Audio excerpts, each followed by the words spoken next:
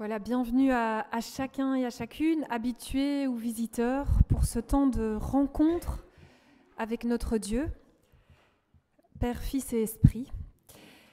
Que ce temps puisse nous faire goûter à sa grâce et à sa paix dont nous avons besoin. Et je vous invite à commencer ce culte par un premier chant. On peut se lever pour ceux qui le peuvent. Élève-toi.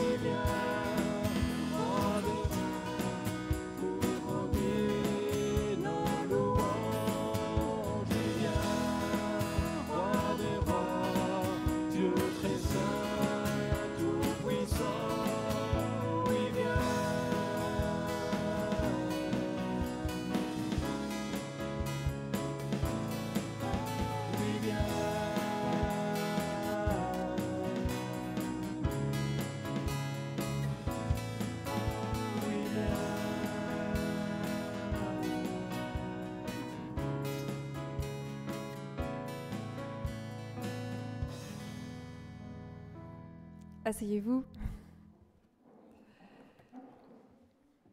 Alors j'aime bien démarrer le culte par une question. C'est une question pour les enfants, mais les adultes peuvent réfléchir aussi. À votre avis, les enfants, qu'est-ce qui fait qu'un moment de rencontre est réussi ? Si vous passez un moment avec un ami, par exemple, qu'est-ce qui fait que ce moment est un bon moment ? Qui a des idées ?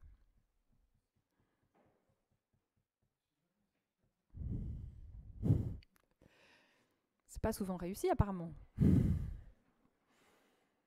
Alors, qu'est-ce qui fait qu'un moment est réussi? Bon, les adultes peuvent aider. Ah, vas-y Samuel. Et qu'on parle ensemble? Ok, donc quand tu es avec tes amis et que vous parlez ensemble, super. Victor?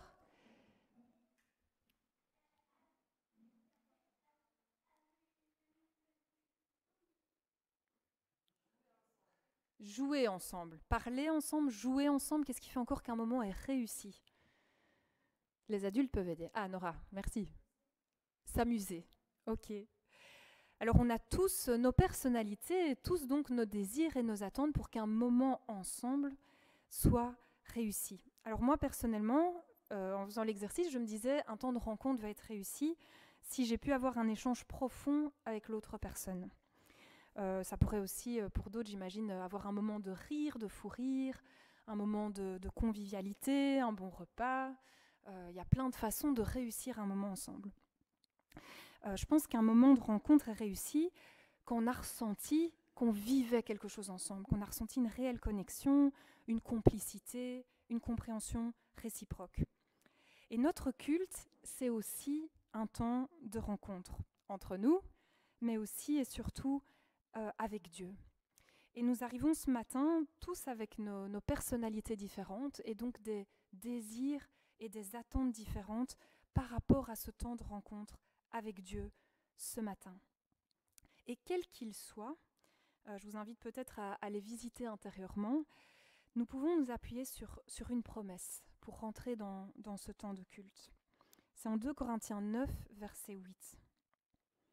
Dieu a le pouvoir de vous combler de toutes sortes de bienfaits. Dieu a le pouvoir de vous combler de toutes sortes de bienfaits, ayant toujours tout le nécessaire. Vous serez même dans l'abondance pour contribuer à toutes sortes d'œuvres bonnes. Dieu a ce pouvoir de nous combler ce matin de toutes sortes de bienfaits. Il a tout le nécessaire. Et je me disais que cette promesse, elle n'est pas juste générale, elle s'adresse individuellement à chacun de nous. À chacun avec nos attentes différentes. Le Christ nous pose cette question ce matin, qu'on retrouve en Luc 18, verset 41. Que veux-tu que je fasse pour toi? Que veux-tu que je fasse pour toi? Et j'ai demandé à 3 personnes de préparer une prière en réponse à cette question. Que veux-tu que je fasse pour toi? Et je vais demander à Heike si elle veut bien commencer.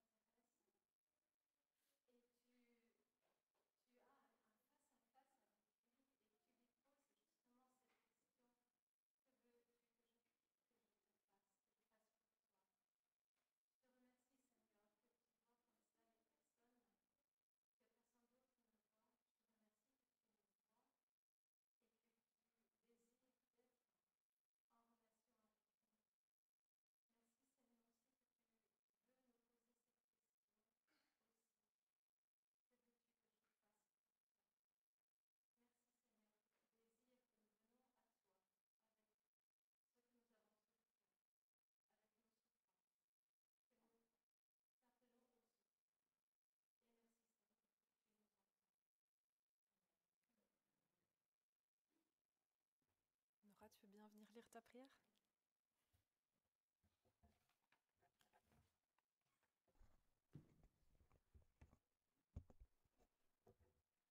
J'aimerais vivre toute ma vie avec toi, ne jamais me séparer de toi. J'aimerais qu'on se donne plein d'amour, pas que toi qui me donnes de l'amour, mais moi aussi. Amen.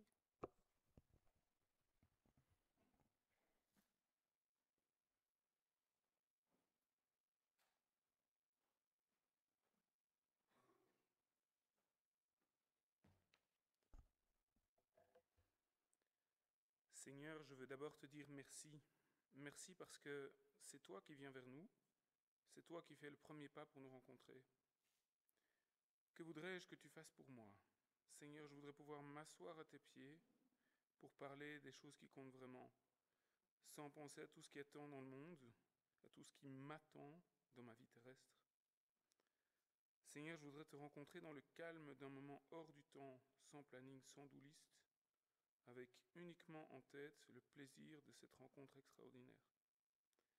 Merci Seigneur de prendre le temps de nous demander ce que tu peux faire pour nous et aussi d'écouter notre réponse. Sois béni parce que tu es un Dieu vivant qui aspire à une relation étroite et profonde avec chacun de nous tes créatures devenues tes fils. Amen.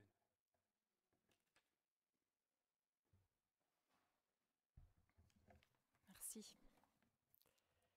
Alors, je vous invite à rester habité par cette question, à la laisser résonner et prenons un temps de louange ensemble, habité par le désir de la rencontre. Et les enfants, vous pouvez participer avec nous aux 2 premiers chants et puis au 3e chant, vous pourrez rejoindre vos clubs. On peut se lever pour ceux qui le peuvent.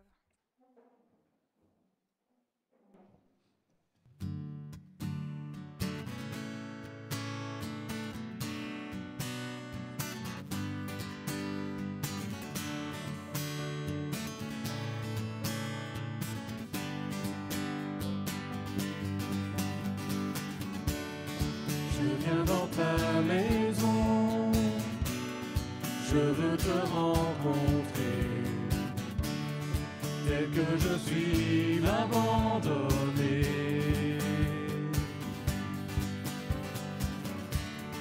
Alors que nous chantons, ton esprit me remplit,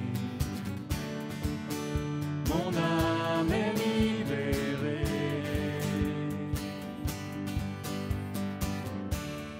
Je viens dans ta maison, je veux te rencontrer, tel que je suis abandonné.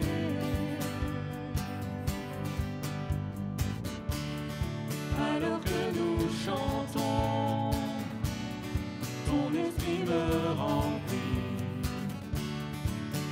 mon âme est libérée. Je te vois, je t'entends, près de moi, tu es là, viens et souffle sur moi. Je ressens ta présence comme un feu, comme le vent. Jésus, je veux plus de toi.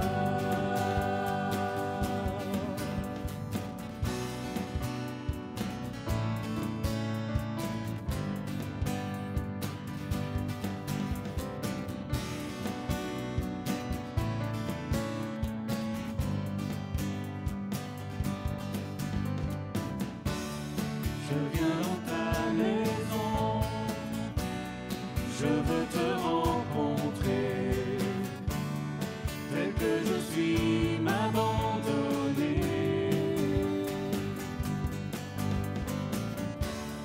Alors que nous chantons, ton esprit me remplit, mon âme est libérée. Je te vois, je t'entends, près de moi, tu es là, viens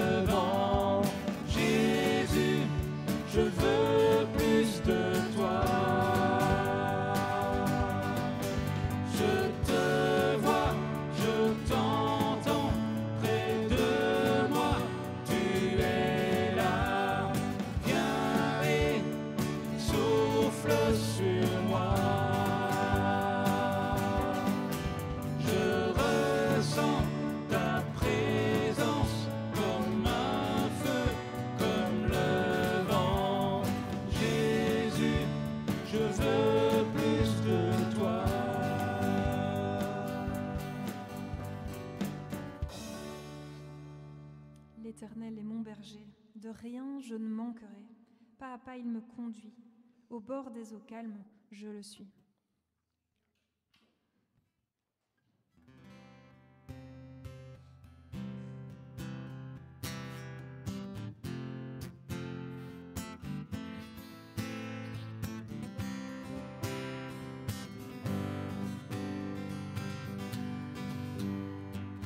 L'Éternel est mon berger, de rien je ne manquerai. Oh mon âme, chante mon âme. Pas à pas il me conduit, au bord des eaux calmes je le suis. Oh mon âme, chante mon âme. Oui, toujours le bonheur et la grâce m'accompagneront devant sa face, dans sa présence, tellement de joie, tellement de joie. Et tant qu'il se trouve auprès de moi, aucun mal, mon âme, tu ne craindras. Et dans son temps, je reviendrai, je reviendrai. Et si je traverse encore la vallée de l'ombre de la mort, oh mon âme, chante mon âme. Puisqu'il m'aime le premier, non rien ne pourra me séparer de son amour, de son amour. Oui, toujours le bonheur et la grâce m'accompagneront devant sa face, dans sa présence, tellement de joie, tellement de joie. Et tant qu'il se trouve auprès de moi, aucun mal, mon âme, tu ne craindras. Et dans son temps, je reviendrai, je reviendrai. Yahweh, Yahweh, tu fais briller sur moi ton soleil. Yahweh, Yahweh, ta lumière chasse au loin les ténèbres. Yahweh, Yahweh, ta parole éclaire mon sentier. Yahweh, Yahweh, Yahweh. Bientôt il viendra me chercher, et dans sa maison j'habiterai. Oh mon âme, chante mon âme, sans cesse jusqu'à son retour. Mon âme chante son amour tous les jours, tous les jours. Oui, toujours le bonheur et la grâce m'accompagneront devant sa face, dans sa présence, tellement de joie, tellement de joie. Et tant qu'il se trouve auprès de moi, aucun mal, mon âme, tu ne craindras. Et dans son temps, je reviendrai, je reviendrai. Yahweh, Yahweh, tu fais briller sur moi ton soleil. Yahweh, Yahweh, ta lumière chasse au loin les ténèbres. Yahweh, Yahweh, ta parole éclaire mon sentier.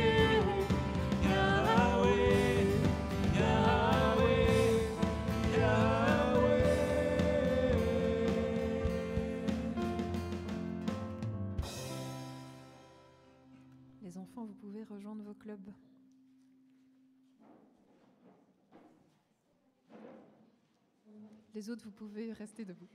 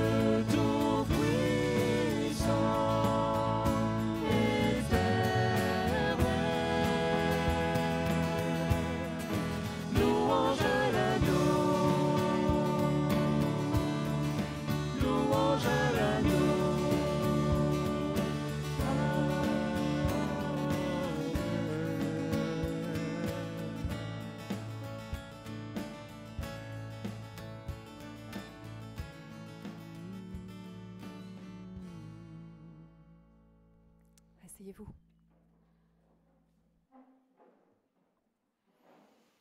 Dieu a le pouvoir de vous combler de toutes sortes de bienfaits, ayant toujours tout le nécessaire. C'est lui qui a toujours le nécessaire. Et parfois, l'abondance de la grâce dans la rencontre peut nous surprendre. Et je voulais vous partager un petit témoignage qui concerne l'écrivain Éric Emmanuel Schmitt. C'est l'auteur de Oscar et la Dame Rose. Pardon. Les rigouts, non ?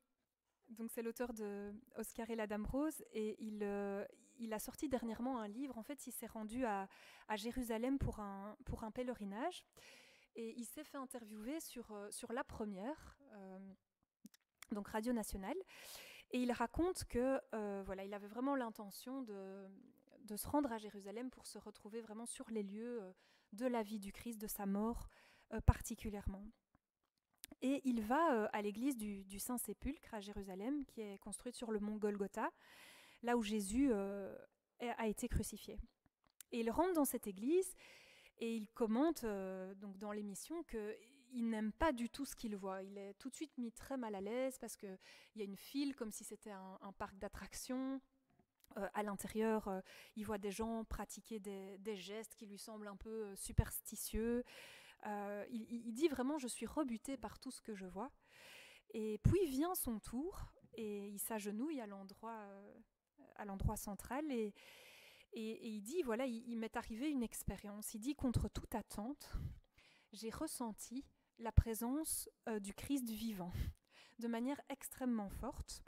Il dit « je sentais son regard sur moi et et bon voilà, il doit faire la place à quelqu'un d'autre derrière lui qui est dans la file, et il ressort de cette expérience complètement bouleversé. C'était assez fou d'entendre ça sur la première, ce témoignage vraiment très, très personnel en fait.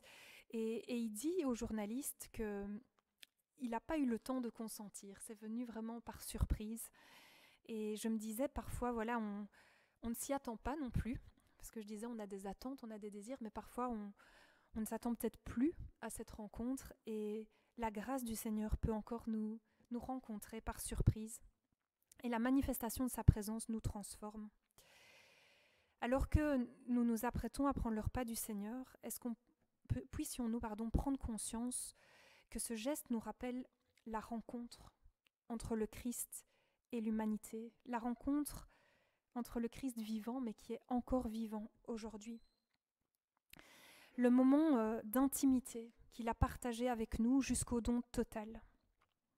Et par ce repas, il nous invite encore aujourd'hui à un moment de face à face avec lui, nous offrant la grâce de pouvoir lui déposer encore une fois tout ce qui nous accable, tout ce qui nous tient esclaves, toutes les fois où cette semaine encore nous avons manqué la cible, nous abandonnons à la grâce qui découle de son sacrifice. Pour nous préparer à ce repas, je vais demander à David de lire un texte.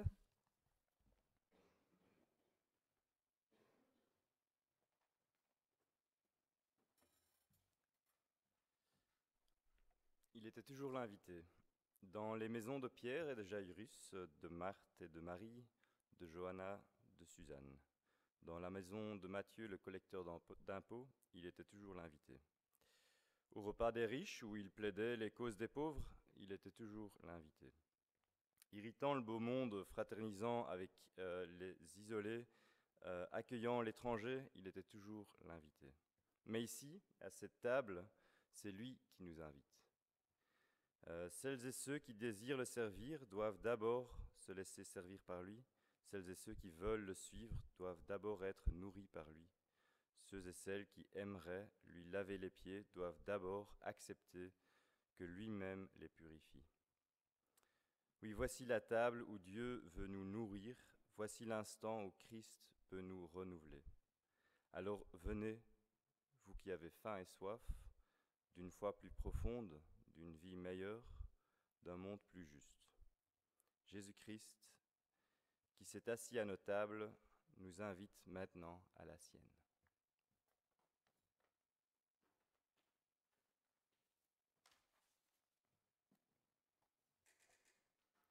Prions.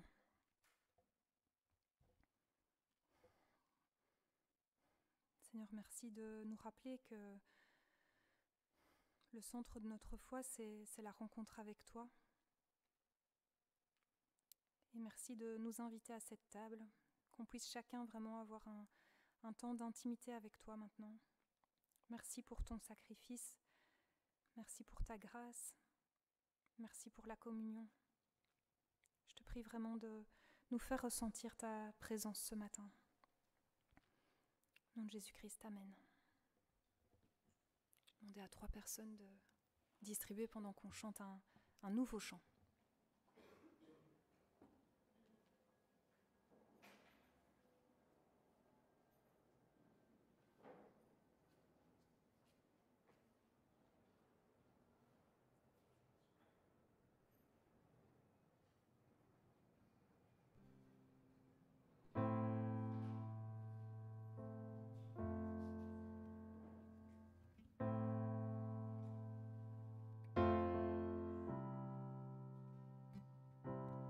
Sous la pression, sous la tension, tu fais un vin nouveau.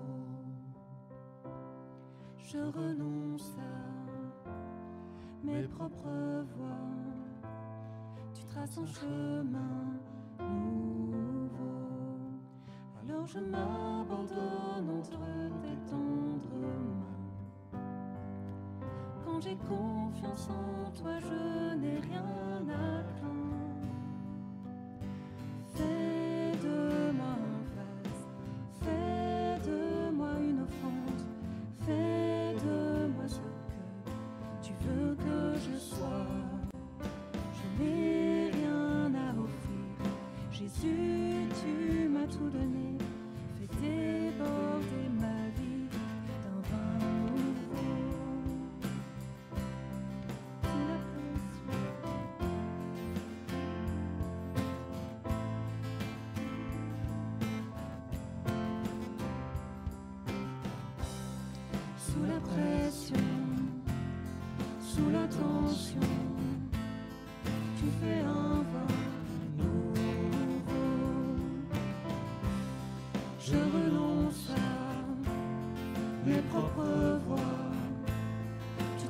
chemin nouveau. Tu traces un chemin nouveau.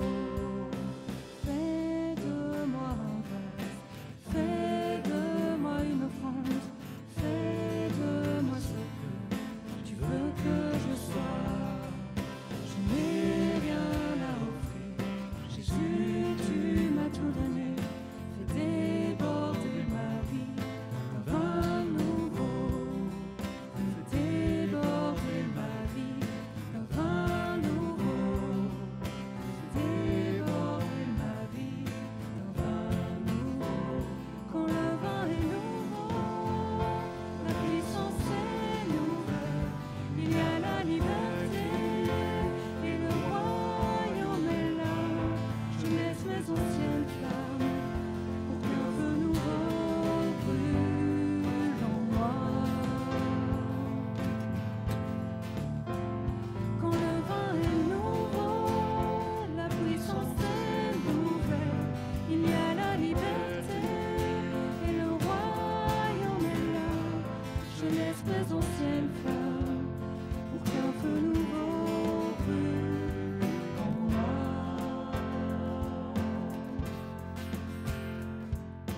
Fais de moi un vase, fais de moi une offrande, fais de moi ce que tu veux que je sois. Je n'ai rien à offrir, Jésus, tu m'as tout donné. Fais déborder ma vie d'un vin nouveau. Fais déborder ma vie d'un vin nouveau. Fais déborder ma vie d'un vin nouveau.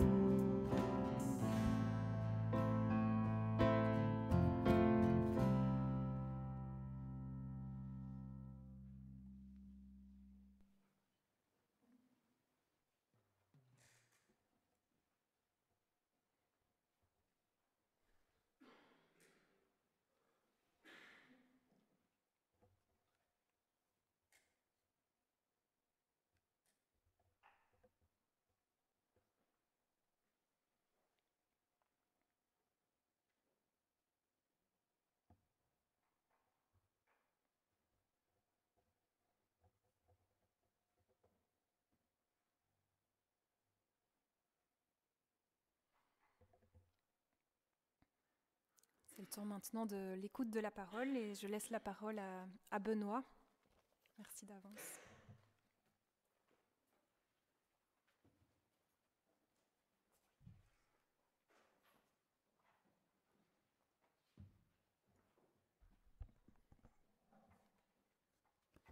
Bonjour à chacun.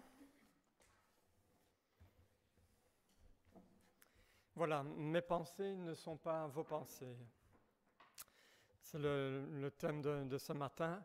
En toute humilité, je voudrais vous partager quelques-unes de mes réflexions, de mes pensées à ce sujet. On commence avec la lecture d'un texte en Ésaïe 55, le verset 6. Tournez-vous donc vers l'Éternel tant qu'on peut le trouver. Adressez-vous à lui tant qu'il est proche. Que le coupable abandonne sa voie et l'homme malfaisant ses mauvaises pensées. Qu'il revienne à l'Éternel qui aura compassion de lui, à notre Dieu qui lui accordera un pardon généreux. Car vos pensées ne sont pas mes pensées et vos voies ne sont pas mes voies, déclare l'Éternel.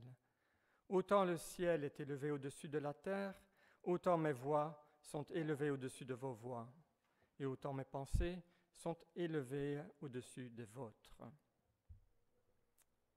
Dans le livre de Job, à un moment donné, lors de la discussion avec ses amis qui sont venus lui rendre visite, un de ses amis, Sophar, dit à Job, il prit la parole et il dit « Prétends-tu sonder les pensées de Dieu ? Elle est plus haute que le ciel, que feras-tu ? Elle est plus profonde que l'abîme, qu'en sauras-tu ? Elle est plus longue que la terre, plus large que la mer. » Alors oui, voilà, les voies du Seigneur sont impénétrables. Et je pense que c'est quelque chose qu'on peut parfois entendre dans la bouche des uns et des autres. Beaucoup de nos contemporains connaissent cette expression. Les voies du Seigneur sont impénétrables, une expression populaire, et ceux qui l'utilisent ne se rendent pas nécessairement compte en fait qu'elle trouve son fondement quelque part dans la Bible. La plupart du temps, ceux qui utilisent cette expression l'utilisent pour exprimer avec un peu de dépit un certain fatalisme face aux événements qui leur arrivent, aux événements qui déboulent dans leur vie, qu'ils ne maîtrisent pas. Donc ils sont un peu dans l'incompréhension, et ben voilà, les voies du Seigneur sont impénétrables. Autrement dit, c'est le destin. Ce qui m'arrive, c'est le destin. Quelque part, c'est le destin qui remplace Dieu. Les voies du Seigneur sont impénétrables, mais les garde-t-il jalousement pour lui, ses pensées, ses plans, sans nous en révéler quoi que ce soit? Dans sa lettre aux Romains, Paul s'exclame, donc Romains 11, 33, « Combien profondes sont les richesses de Dieu, sa sagesse et sa science. Nul ne peut sonder ses jugements, nul ne peut découvrir ses plans. Car qui a connu la pensée du Seigneur? Qui a été son conseiller? Qui lui a fait des dons pour devoir être payé en retour ?» Ces versets dans la lettre aux Romains sont cités dans le livre qui a été écrit par Agnès Zanders, qu'on a rencontré à Bierge. Dans son livre « La vie est un souffle », dans lequel elle décrit un peu son combat pour lutter contre la maladie, contre la malformation de naissance qui affecte sa fille et qui souffre gravement de cette maladie pendant de longues années. Donc c'est un livre que j'ai trouvé vraiment très, très touchant et très interpellant. Donc voilà, petite page de publicité si vous ne l'avez pas encore lu. Et elle cite ces versets pour effectivement exprimer que, ben voilà, on ne peut pas tout expliquer ce qui arrive dans la vie. On ne peut pas expliquer les souffrances, on ne peut pas expliquer les injustices qui arrivent dans la vie personnelle, qui se passent dans le monde. Toutes ces choses, pourquoi sa fille souffre de cette maladie, ne trouvent pas une explication satisfaisante. Et je pense qu'effectivement, aussi longtemps que nous vivrons sur cette terre, notre petite intelligence humaine ne nous permettra pas de tout expliquer. On restera toujours extrêmement limité par rapport à ce qui nous dépasse. Donc Dieu ne nous dévoile pas nécessairement le comment, le pourquoi de chaque événement qui arrive dans ma vie, qui arrive dans la vie de mes proches, qui arrive dans la vie de notre communauté. On reste là avec des pourquoi. Cependant, Jésus, s'adressant à ses disciples, leur dit ceci, en Jean 15, verset 15. « Je ne vous appelle plus serviteur, parce qu'un serviteur n'est pas mis au courant des affaires de son maître. Je vous appelle mes amis, parce que je vous ai fait part de tout ce que j'ai appris de mon Père. » En effet, clairement, Jésus n'est pas venu dans notre monde, il ne s'est pas fait homme juste pour passer un moment avec nous, voir comment ça se passe, partager notre condition. Non, Jésus est venu sur terre et il a passé des années à nous enseigner, à nous révéler son Père, qui il est, à nous révéler les pensées de son Père. Et un outil pédagogique que Jésus utilise extrêmement fréquemment pour nous enseigner, pour nous révéler son Père et les pensées de Dieu, ce sont les paraboles.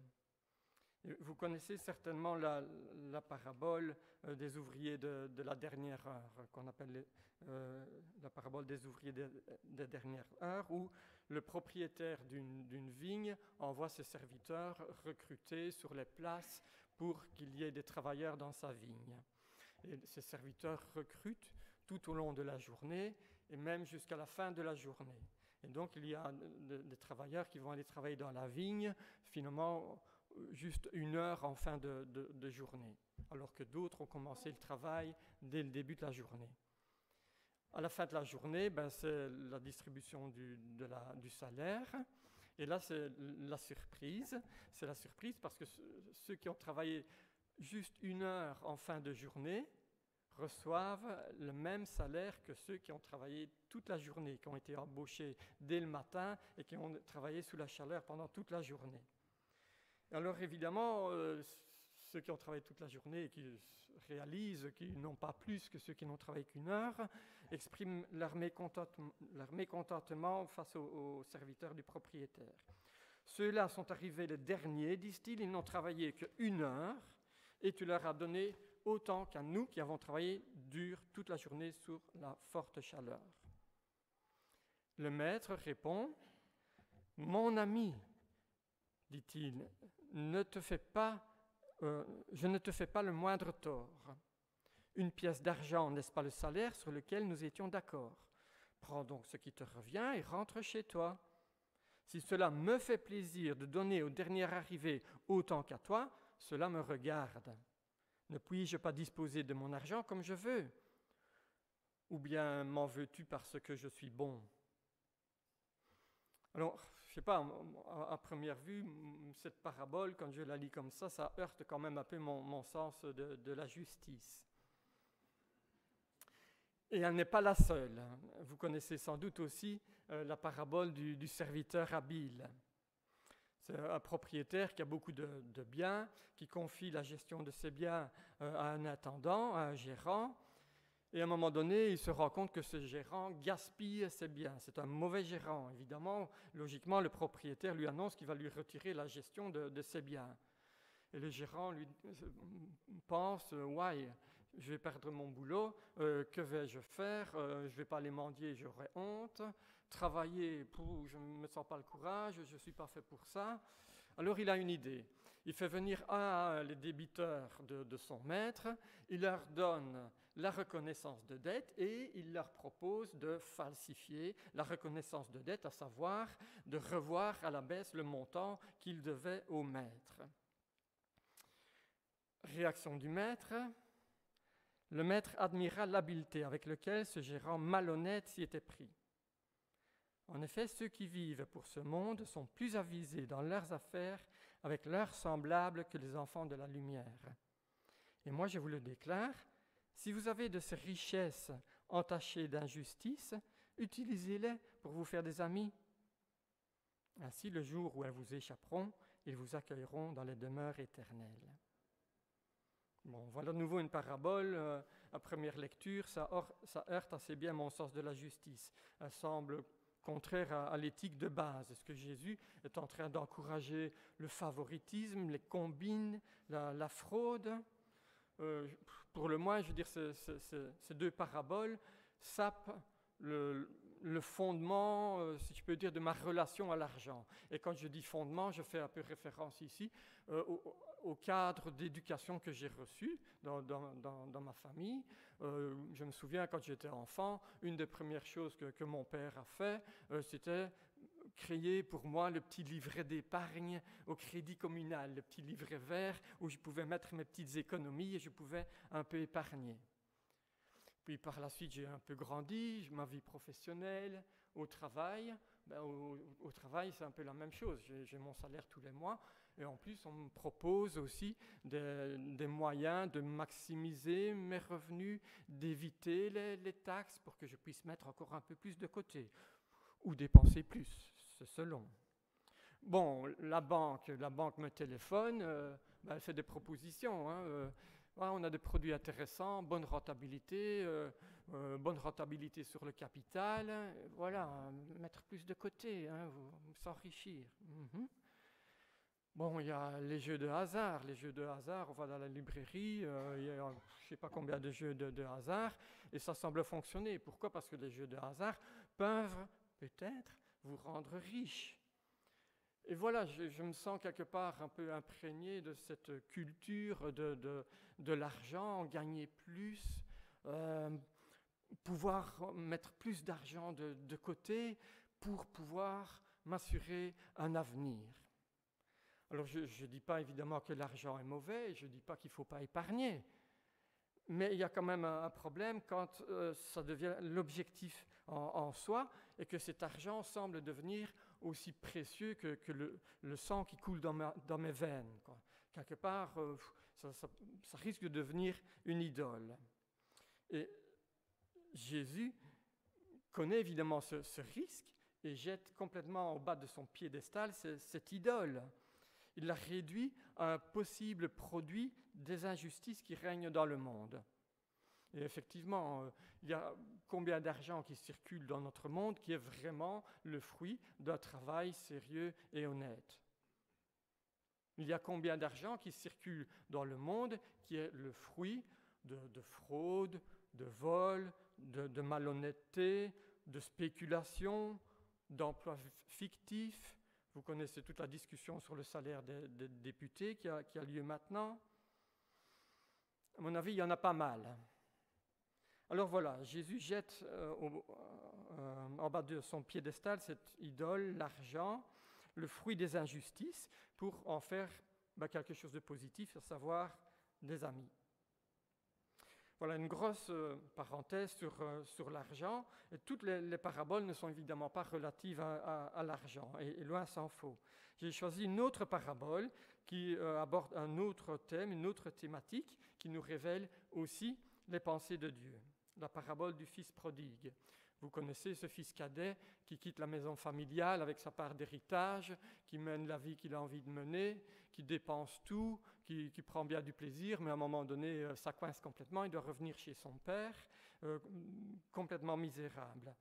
Et son père, qu'est-ce qu'il fait? Il lui ouvre les bras, il l'accueille, il lui passe un beau vêtement, il lui passe un anneau au doigt, il fait tuer pour lui le veau gras et il fait la fête. Donc, voilà peut-être un texte qui lève un peu le voile sur les pensées de Dieu au sujet de la relation des plus petits, au sujet de notre accueil des marginalisés. Et il y a encore bien d'autres textes dans la Bible qui nous révèlent les pensées de Dieu qui sont à la base de sa logique divine. J'aimais bien ces paraboles que je viens d'évoquer parce qu'en fait, elles font quelque part référence à des situations concrètes de la vie quotidienne ou presque, en tout cas des situations qu'on pourrait aussi rencontrer dans notre vie, des situations auxquelles on pourrait être confronté. Et je me pose la question, est-ce que j'aurais agi comme Jésus me le suggère dans ces paraboles? En ce qui me concerne, probablement pas. Alors, au travers de ces paraboles, Jésus nous révèle sa façon de voir les choses, ses pensées, sa logique, qui est bien différente de la logique humaine. En fait, sa logique me prend complètement à contre-pied. Jésus nous révèle les pensées de Dieu, comment il voit les choses, comment il agit. Mais quelle réaction cela suscite-t-il? On l'a vu, quand les ouvriers qui ont travaillé toute la journée dans la vigne se rendent compte qu'ils n'ont pas un salaire plus élevé que ceux qui ont travaillé 1 heure, ils expriment leur mécontentement. Ceux-là sont arrivés les derniers, ils n'ont travaillé qu'1 heure et tu leur as donné autant qu'à nous qui avons travaillé dur toute la journée sous la forte chaleur. Pas content. Même chose pour le fils aîné qui constate que son père accueille le fils cadet, qui fait la fête pour lui. Lui, carrément, il se met en colère. Il refuse l'invitation de son père, il n'entre pas dans la maison et il fait des reproches à son père. Il lui dit, écoute, moi j'ai été fidèle, je suis là tous les jours, je travaille tous les jours pour toi et tu n'as jamais tué un veau gras pour moi pour que je fasse la fête avec mes amis. Et celui-là, le cadet qui a eu une vie de flambeur, il revient et c'est pour lui que tu tues le veau gras. Donc, pas content. Ces réactions ne sont-elles pas quelque part normales? N'aurions-nous pas réagi comme cet ouvrier, les ouvriers qui ont travaillé toute la journée? N'aurions-nous pas réagi comme le fils aîné?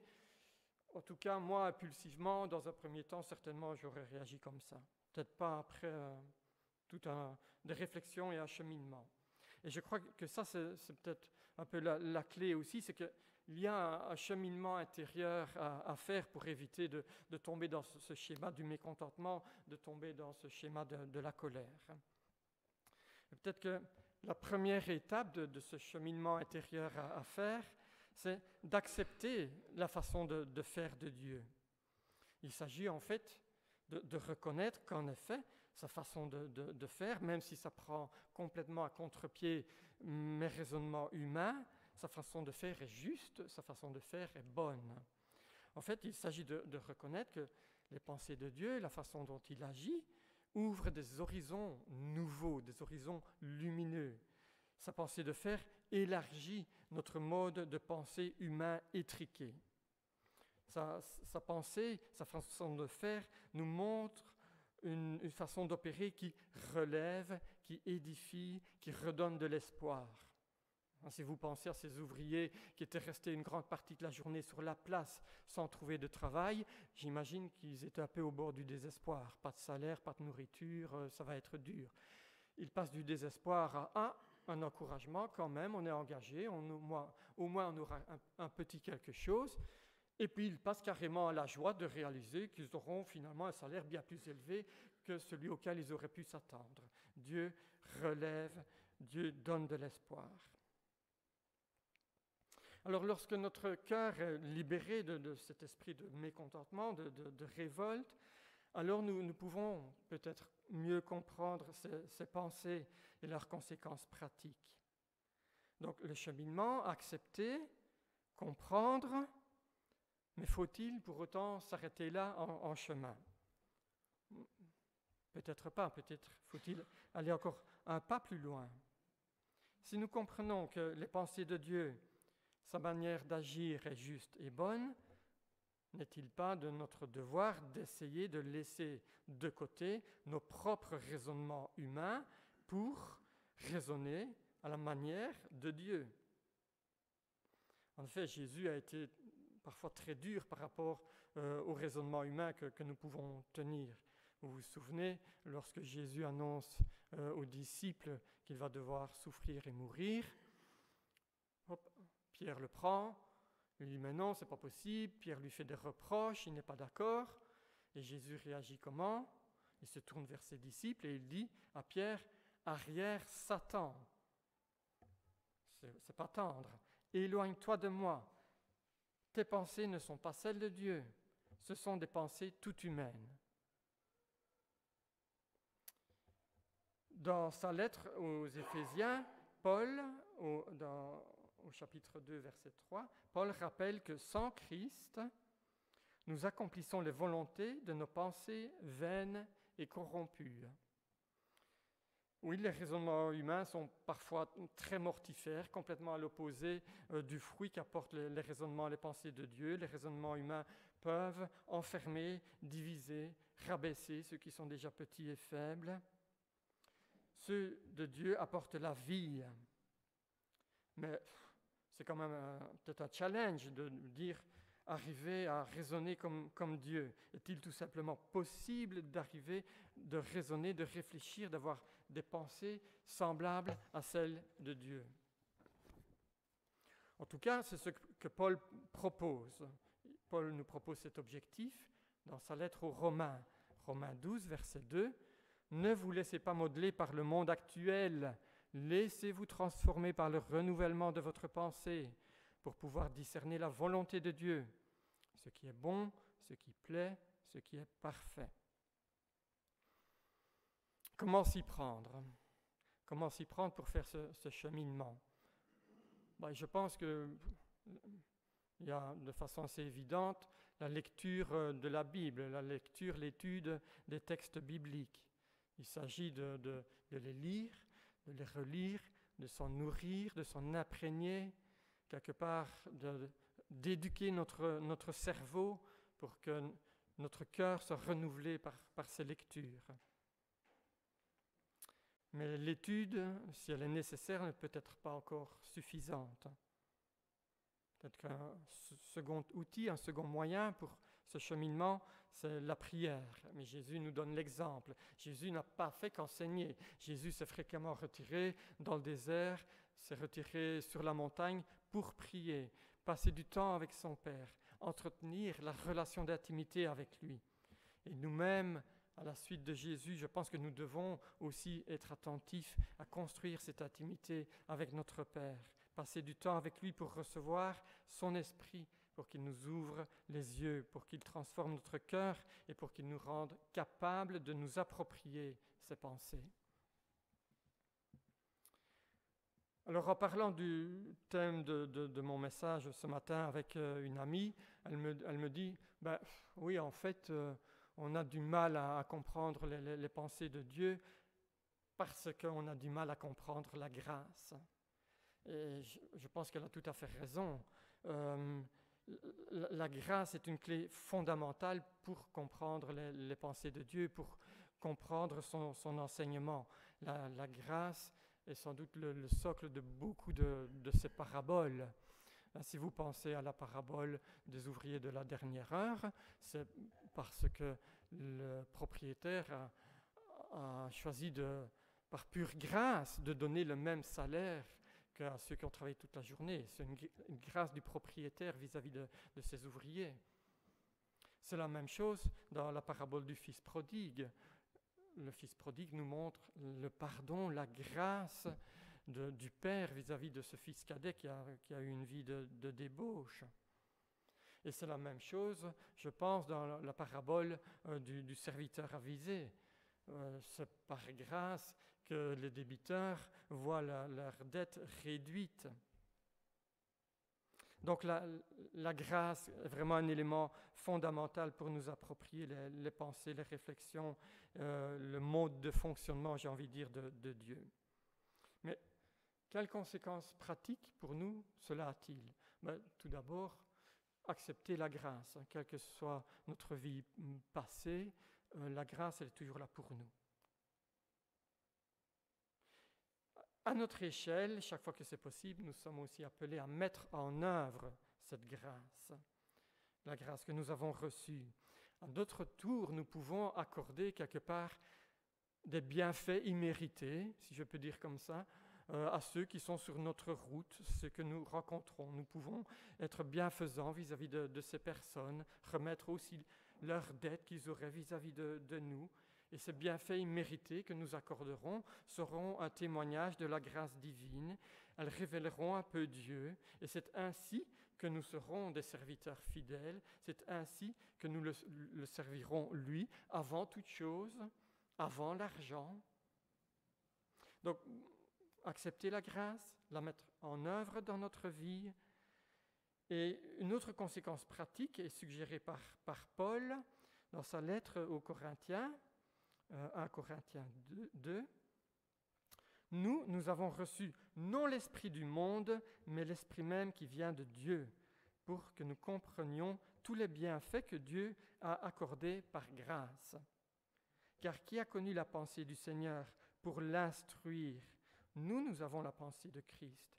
Alors pour l'instruire, c'est instruire qui ? C'est instruire l'homme livré à lui-même, l'homme qui n'a pas rencontré Dieu.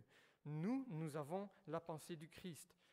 Paul est en train de dire que oui, visiblement, cette grâce que nous avons reçue de Jésus, que Jésus nous a enseignée, nous sommes légitimes pour la faire connaître. À la suite de Paul, nous sommes équipés pour l'enseigner autour de nous. Alors, conclusion de ce que je viens de vous partager ce matin. Nous ne sommes pas invités à accepter avec fatalisme tout ce qui arrive, tous les aléas, subir le poids du destin sans rien comprendre, sans savoir où nous allons. En effet, les pensées de Dieu sont bien plus élevées que celles des hommes, comme le ciel est élevé au-dessus de la terre.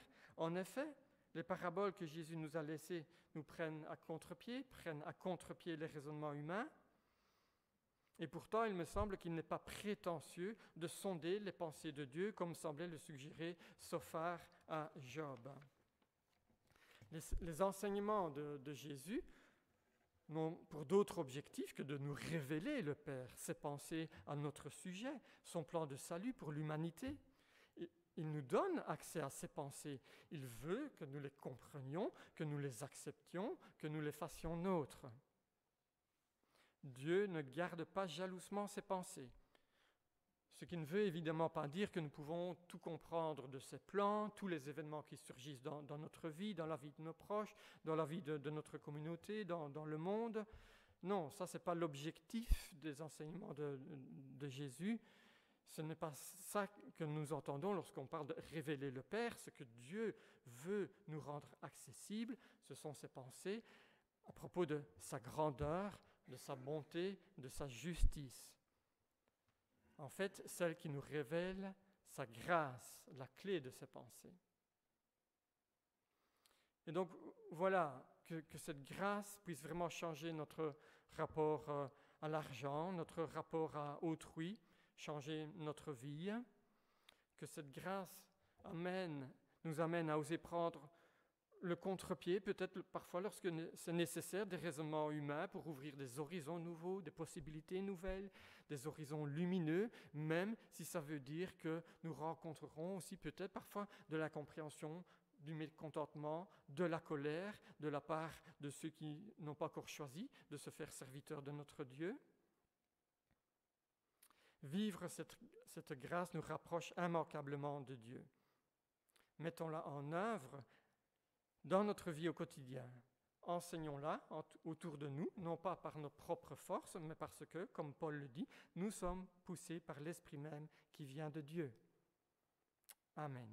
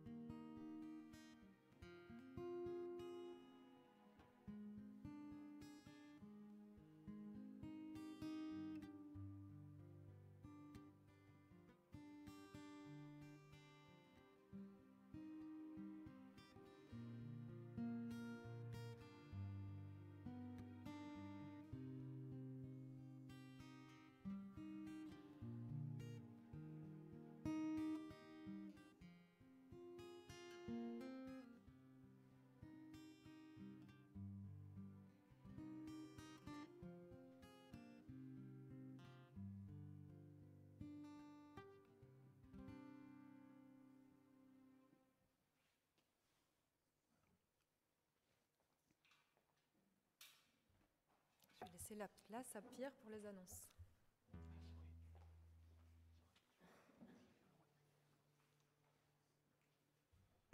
Voilà les annonces de cette semaine. C'est la semaine où nous nous retrouvons le jeudi par Zoom de 19h30 à 20h pour jeudi. Je prie, un temps de prière bienfaisant tous ensemble par Zoom. Donc si normalement vous recevez chacune le lien dans votre boîte mail. Y a-t-il quand même des PEPS, des groupes de maison cette semaine? Non, apparemment non. Alors, déjà dans 2 semaines, n'oubliez pas que le 28 mai, donc pas dimanche prochain, mais le dimanche suivant, auront lieu les 20 km de Bruxelles. Alors, ça concerne surtout ceux qui viennent par le boulevard du Souverain. Donc ça, le boulevard du Souverain, il sera bloqué, mais renseignez-vous bien. Dans 2 semaines, partez plus tôt. Prochaine sortie, Stockelfen, le 4 juin, balade et glace à Zoetwater. Je suppose que glace, c'est pour manger, c'est pas pour faire du patinage. Ouais. Donc voilà. Alors on va parler un tout petit peu de l'été, 2 secondes. Pardonner, voici le thème de la Convention 2023 qui se déroulera à Vichy du 27 au 30 juillet. On va vous adresser un peu plus d'informations cette semaine. Qui ici est déjà inscrit? Je crois qu'on est déjà quelques-uns. Hein. Il y a Carlos et Micheline, il y a Paul, je pense qu'il y a Yves et Patty, voilà, donc Caroline et moi, Léo et Lydia, puisque Léo est un des orateurs sur le thème pardonner. Donc si vous dites, oh là là, mais si je vais là-bas, je vais connaître personne, rassurez-vous, vous allez connaître quelques personnes. Donc quand vous recevez le mail, si ça vous intéresse, contactez-moi, je vous donnerai plus d'infos. Autre chose, ça c'est un peu plus tard et ça concerne que les dames. Ça c'est du 13 au 15 octobre 2023. C'est Femmes 2000 qui organise son traditionnel week-end de ressourcement à la mer. Et l'année passée, je pense que vous étiez une bonne dizaine, plus que 10. Plus, j'entends plus. Combien ? Beaucoup plus que 10. Donc voilà. Messieurs, inutile d'essayer de vous inscrire à ce week-end-là. Donc. Et pour toutes les autres annonces, et pour réécouter les annonces que vous venez de... Enfin, retenir les dates, un nouveau moyen, depuis quelques jours, quand vous recevez le culte, le dimanche après-midi, le lien vers le culte, vous avez aussi en attachment la feuille d'annonce. C'est bon ? Je n'ai rien oublié ? Ok. Merci beaucoup à Benoît, merci beaucoup à Pierre. Je vous propose qu'on se lève pour terminer ce culte par un dernier chant.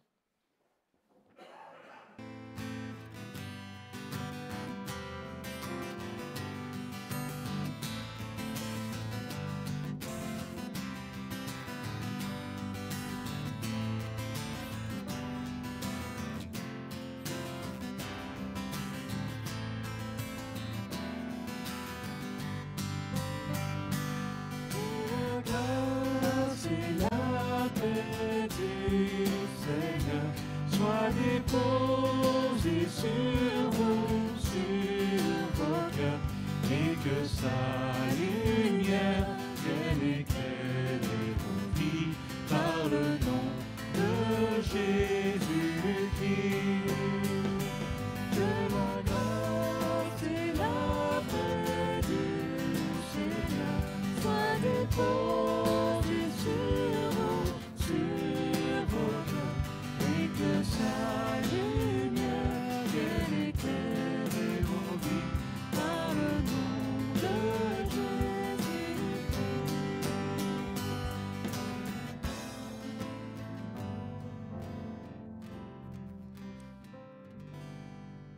Merci. Passez tous un bon dimanche, que le Seigneur vous garde et vous bénisse cette semaine.